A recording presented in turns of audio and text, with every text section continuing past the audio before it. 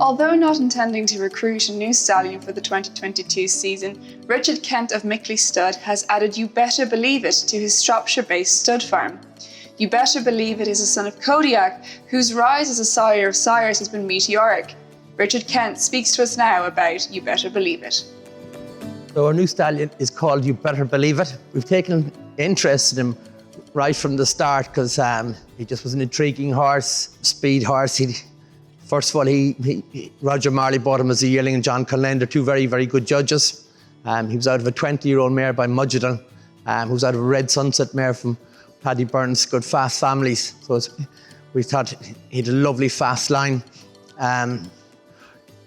Most 20-year-old mares' foals don't actually catch the market and don't get into book one.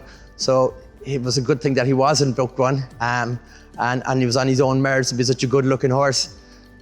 When COVID came then last spring and the sales were getting cancelled and moved around, they knew this horse was an early horse.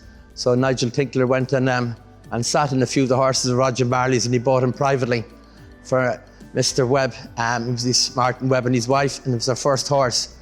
He went on to win the Flying Childers National Stakes, and then obviously finished up coming third in the Breeders' Cup when missing the break, and he was third to Golden Palo. Obviously went on to win the sprint this year and looks probably one of the fastest horses in the world. The horse got a lot of coverage last year. Nigel was pony himself and he groomed himself for the week, so it's lovely to see a trainer being so attached to him. We went during book 3, had a word with Roger Cullen. He was telling me about this horse, and we hadn't really intended to buy another stallion. We were unsure how the markets and everything were, but the minute he mentioned his name to me, and we knew a friend of the owners very well who would foal a mare from, we thought, well, there's something happening here. We should be thinking about it. Nigel Tinkler rang me 3 days later to ask me why I hadn't been to see him. So we were up in his yard the following morning, and he was only halfway out the door when I said he's coming back home. He was a gorgeous horse, beautiful head, and just a minute saw his shoulder.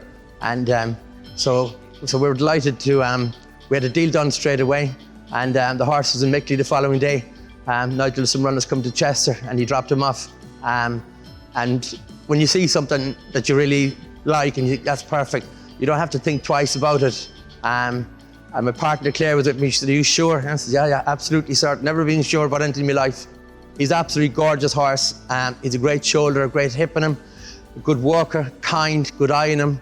And then obviously the fast sons of Kodiac have done so well. And we took a breeding right in Ardette. Again, it was Roger Cullen told me to do it, so he's been very, very good to us over the years with his advice. This is just what England needs. It's a horse that they're easy to handle, they've got speed, and they're obviously can be trained to win first time out, which is what everybody wants. And the whole majority of owners, if you ask them what's their dream race to run in, or their dream meeting, it's all down to being Royal Ascot with a big hat and champagne. So. And that's what we're trying to do, is to breed those type of horses. When we actually took the horse away from Nigel, he cried. The girl cried when she dropped him off the farm. So that doesn't happen with many horses, but it's temperament and the speed and the looks, and it's all there, you know.